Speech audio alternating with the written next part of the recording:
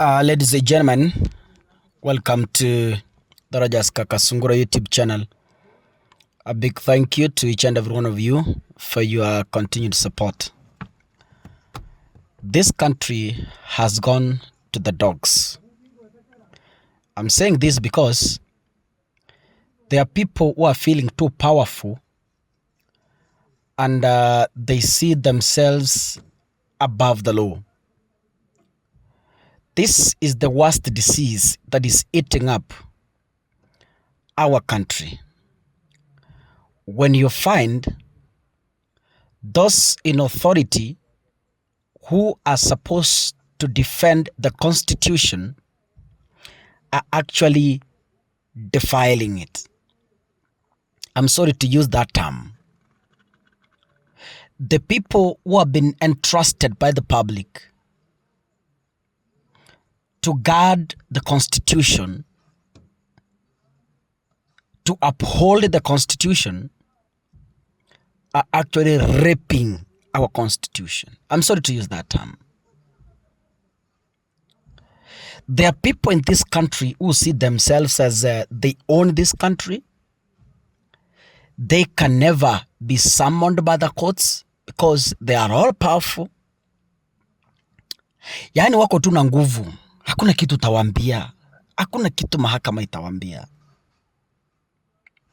It is so unfortunate, very unfortunate, that the security team attached to Justice Lawrence Mugambi, who sentenced IG Masengeli, has been withdrawn. That is the intimidation we are undergoing in the Republic of Kenya. A judge performing his duties, a judge who is guided by the law,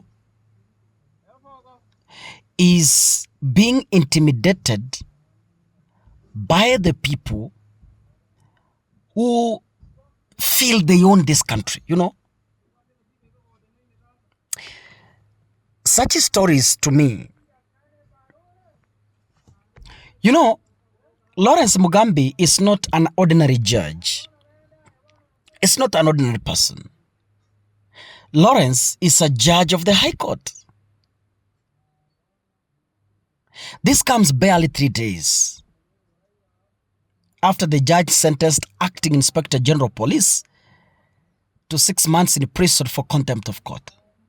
He was guided by the law. When you do not respect the courts, that is what should be done. So Masengeli didn't do these things out of his own mind. He was being guided by the rule of law, ladies and gentlemen. Mugambi had been assigned security after he raised concerns about being surveilled by police officers concerning multiple summons of the acting IG. Ladies and gentlemen, you remember the VVIP commandant is alleged to be making several calls to the security team attached to Masengeli, trying to find out where Masengeli is. Wamfanyie nini? Intimidation of the highest caliber. Is this how we should live in this country? Ruto wants to be feared by everyone. Ruto wants even the birds of the air to fear him. But I want to remind them, it doesn't matter how powerful you... We've seen powerful leaders calm down. We had the all-powerful,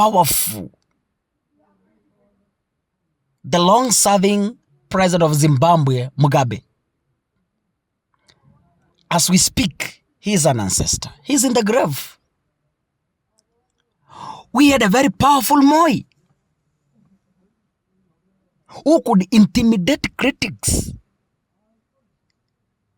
Where is he today? He's in the grave. You know, According to the judge, a senior police officer had made several inquiries of Mugambi's whereabouts, reaching out to his driver and bodyguard, the VVIP commandant. We saw him apologize in court.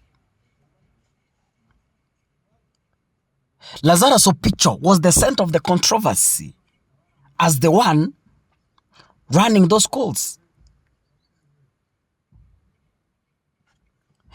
When he appeared before the court on Friday, after he was summoned by the judge,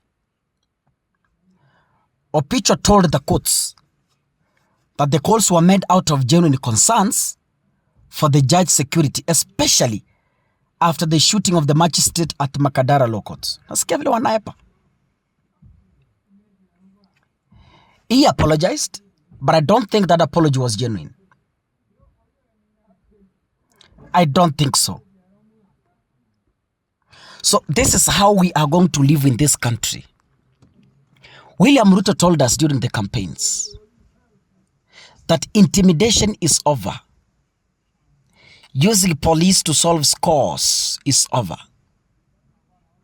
But I want to ask, is it really over? In fact, it is 10 times more than how it was in the Jubilee government. For heaven's sake, withdrawing the security of a judge,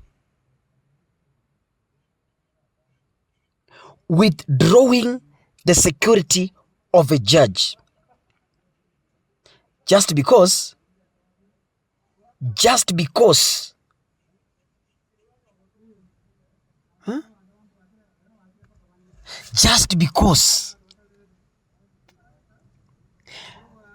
he summoned a very senior public officer, public servant,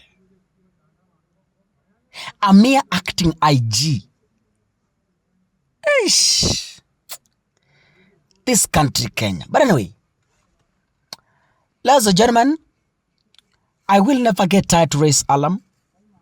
I will never get tired to condemn such acts. I will never get tired to inform the public. I'll do so with a lot of authority. I'll do so with a lot of confidence.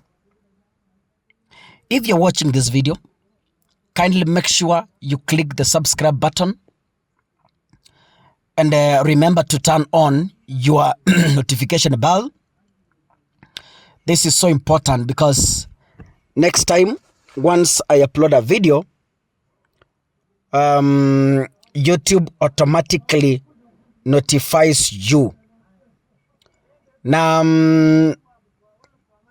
wale ambao mnatusupport kwa kazi yetu ya charity, I will never get tired to say thank you so much for your continued support. It pleases God when we help the less fortunate. It pleases God when we pay school fees for the orphans. It pleases God when we build houses for the widows. It pleases God when we build houses for the orphans. Thank you so much. God bless you. I hope we shall work together in changing our communities. See you in the next video. Asanteni sana.